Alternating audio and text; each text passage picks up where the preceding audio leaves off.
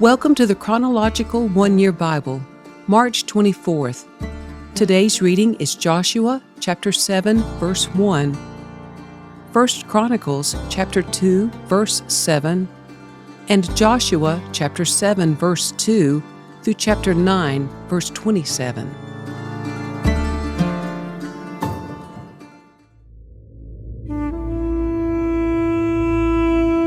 But Israel violated the instructions about the things set apart for the Lord. A man named Achan had stolen some of these dedicated things, so the Lord was angry with the Israelites. Achan was the son of Carmi, a descendant of Zimri, son of Zerah, of the tribe of Judah. The son of Carmi, a descendant of Zimri, was Achan, who brought disaster on Israel by taking plunder that had been set apart for the Lord.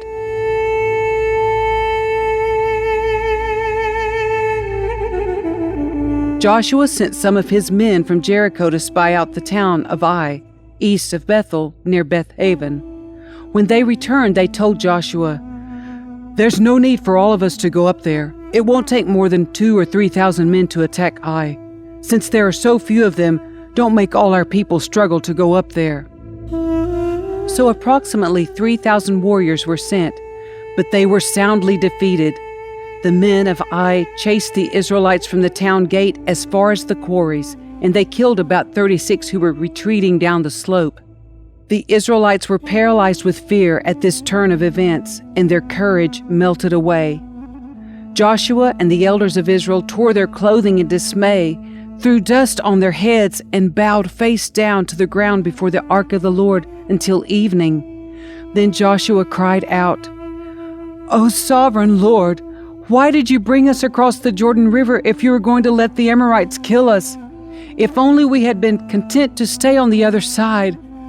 Lord, what can I say now that Israel has fled from its enemies? For when the Canaanites and all the other people living in the land hear about it, they will surround us and wipe our name off the face of the earth. And then what will happen to the honor of your great name?" But the Lord said to Joshua, "Get up. Why are you lying on your face like this? Israel has sinned and broken my covenant. They have stolen some of the things that I commanded must be set apart for me. And they have not only stolen them, but have lied about it and hidden the things among their own belongings. That is why the Israelites are running from their enemies in defeat. For now Israel itself has been set apart for destruction. I will not remain with you any longer unless you destroy the things among you that were set apart for destruction. Get up, command the people to purify themselves in preparation for tomorrow. For this is what the Lord, the God of Israel, says, Hidden among you, O Israel, are things set apart for the Lord. You will never defeat your enemies until you remove these things from among you. In the morning, you must present yourselves by tribes, and the Lord will point out the tribe to which the guilty man belongs. That tribe must come forward with its clans, and the Lord will point out the guilty clan. That clan will then come forward, and the Lord will point out the guilty family.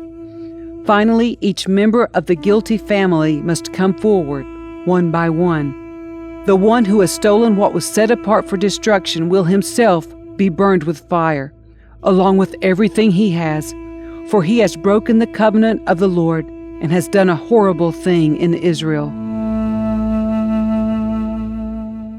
Early the next morning, Joshua brought the tribes of Israel before the Lord, and the tribe of Judah was singled out. Then the clans of Judah came forward, and the clan of Zerah was singled out. Then the families of Zerah came forward, and the family of Zimri was singled out. Every member of Zimri's family was brought forward, person by person, and Achan was singled out. Then Joshua said to Achan, "My son, give glory to the Lord, the God of Israel, by telling the truth. Make your confession and tell me what you have done. Don't hide it from me." Achan replied, "It is true. I have sinned against the Lord, the God of Israel. Among the plunder I saw a beautiful robe from Babylon. 200 silver coins, and a bar of gold, weighing more than a pound. I wanted them so much that I took them. They are hidden in the ground beneath my tent, with the silver buried deeper than the rest." So Joshua sent some men to make a search. They ran to the tent and found the stolen goods hidden there, just as Achan had said, with the silver buried beneath the rest. They took the things from the tent and brought them to Joshua and all the Israelites. Then they laid them on the ground in the presence of the Lord. Then Joshua and all the Israelites took Achan, the silver, the robe, the bar of gold, his sons, daughters, cattle, donkeys, sheep, goats, tent, and everything he had, and they brought them to the valley of Achor. Then Joshua said to Achan, "Why have you brought trouble on us? The Lord will now bring trouble on you." And all the Israelites stoned Achan and his family and burned their bodies. They piled a great heap of stones over Achan, which remains to this day. That is why the place has been called the Valley of Trouble ever since. So the Lord was no longer angry. Then the Lord said to Joshua, "Do not be afraid or discouraged. Take all your fighting men and attack Ai, for I have given you the king of Ai, his people, his town, and his land. You will destroy them as you destroyed Jericho and its king. But this time you may keep the plunder and the livestock for yourselves. Set an ambush behind the town." So Joshua and all the fighting men set out to attack Ai. Joshua chose 30,000 of his best warriors and sent them out at night with these orders: "Hide in ambush close behind the town and be ready for action. When our main army attacks, the men of Ai will come out to fight as they did before, and we will run away from them. We will let them chase us until we have drawn them away from the town, for they will say, 'The Israelites are running away from us as they did before.'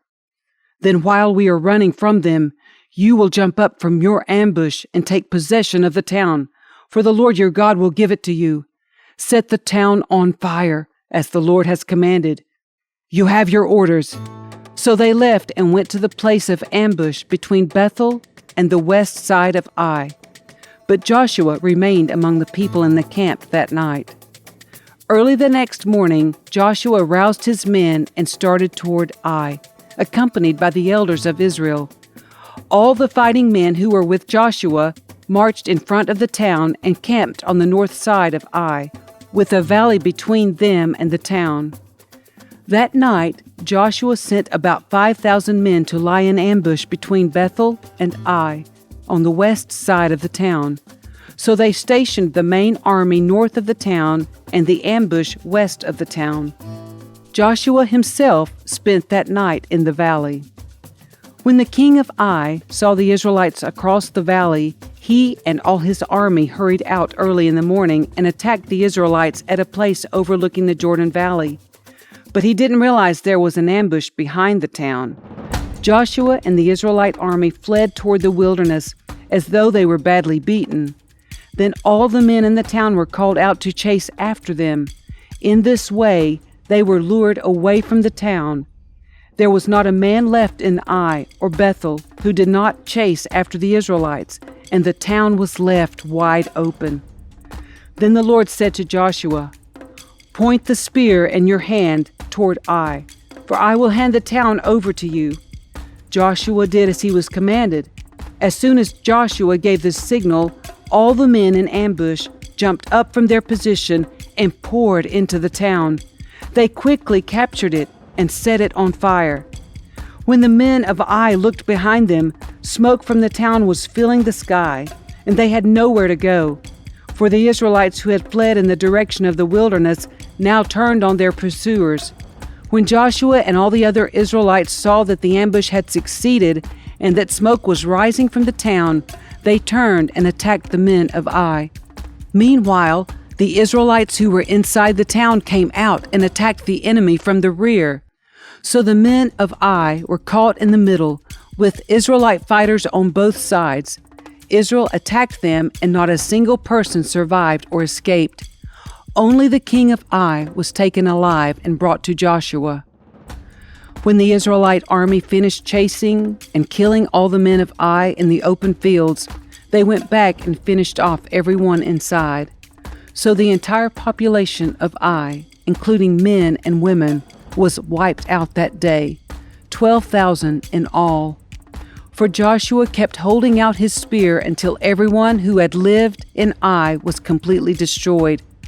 Only the livestock and the treasures of the town were not destroyed, for the Israelites kept these as plunder for themselves, as the Lord had commanded Joshua. So Joshua burned the town of Ai, and it became a permanent mound of ruins, desolate to this very day. Joshua impaled the king of Ai on a sharpened pole and left him there until evening. At sunset, the Israelites took down the body as Joshua commanded and threw it in front of the town gate. They piled a great heap of stones over him that can still be seen today. Then Joshua built an altar to the Lord, the God of Israel, on Mount Ebal. He followed the commands that Moses, the Lord's servant, had written in the book of instruction. Make me an altar from stones that are uncut and have not been shaped with iron tools.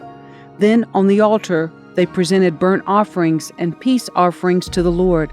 And as the Israelites watched, Joshua copied onto the stones of the altar the instructions Moses had given them. Then all the Israelites, foreigners and native-born alike, along with the elders, officers, and judges, were divided into two groups. One group stood in front of Mount Gerizim, the other in front of Mount Ebal. Each group faced the other, and between them stood the Levitical priests carrying the Ark of the Lord's covenant. This was all done according to the commands that Moses, the servant of the Lord, had previously given for blessing the people of Israel. Joshua then read to them all the blessings and curses Moses had written in the book of instruction. Every word of every command that Moses had ever given was read to the entire assembly of Israel, including the women and children and the foreigners who lived among them. Now all the kings west of the Jordan River heard about what had happened. These were the kings of the Hittites, Amorites, Canaanites, Perizzites, Hivites, and Jebusites, who lived in the hill country, in the western foothills, and along the coast of the Mediterranean Sea, as far north as the Lebanon mountains. These kings combined their armies to fight as one against Joshua and the Israelites.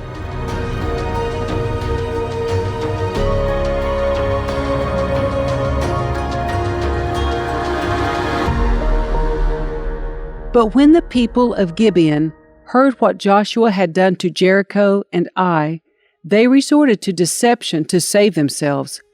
They sent ambassadors to Joshua, loading their donkeys with weathered saddlebags and old patched wineskins.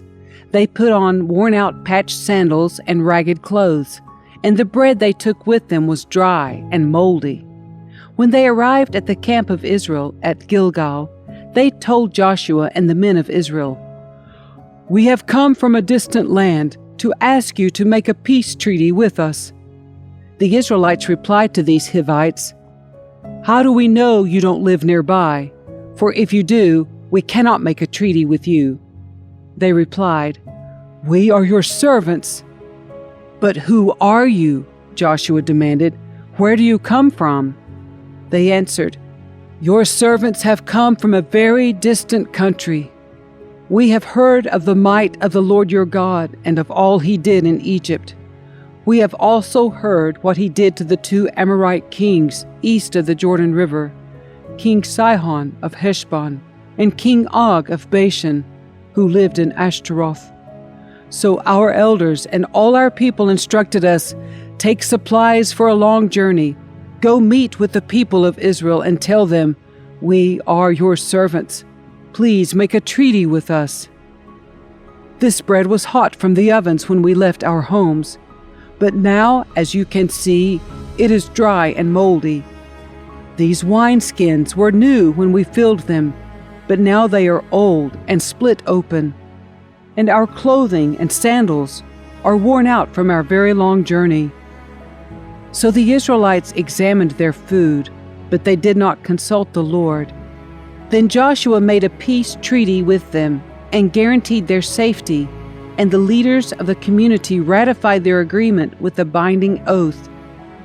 3 days after making the treaty, they learned that these people actually lived nearby. The Israelites set out at once to investigate and reached their towns in 3 days.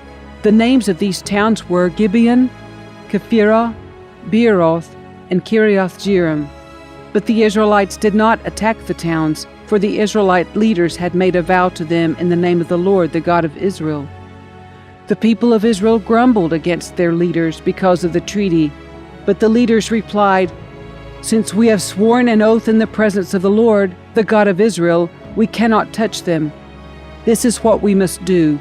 We must let them live, for divine anger would come upon us if we broke our oath. Let them live." So they made them woodcutters and water carriers for the entire community, as the Israelite leaders directed.